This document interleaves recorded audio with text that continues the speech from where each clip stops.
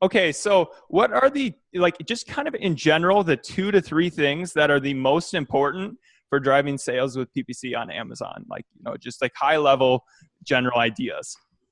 I would say 2 to 3. I said number one, making sure that you continue to test unique keywords. So keywords that you're not bidding on is Yeah, number one. Yeah, that one's huge. Number two is, I mean, we test all 3 match types.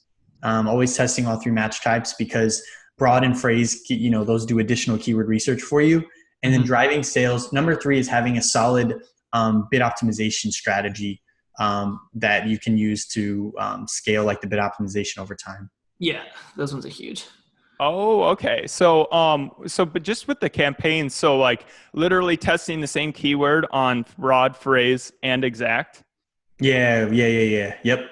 Okay, interesting. I know I've done that, but so like, would people kind of keep those going over time?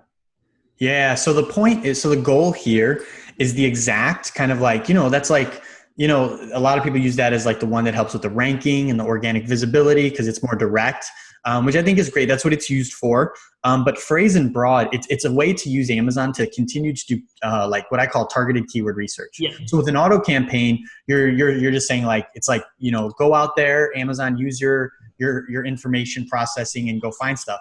But with broad and phrase, we can say, hey, Amazon, we don't want you to do what you did with auto campaign. We want you to find these phrases and go do more longer, find some more search terms for us. Yeah, longer tail search terms. Yeah. Oh, okay. Awesome. Yeah. Okay. So, and then now you're going to continuously just mine out these keywords over time with those more broad ones. Exactly. Yeah. Yep. The broad and the phrase. Okay. Awesome. Sweet. Well, those are the, if you just had to, this is the top 3 most important things. Legendary, baby.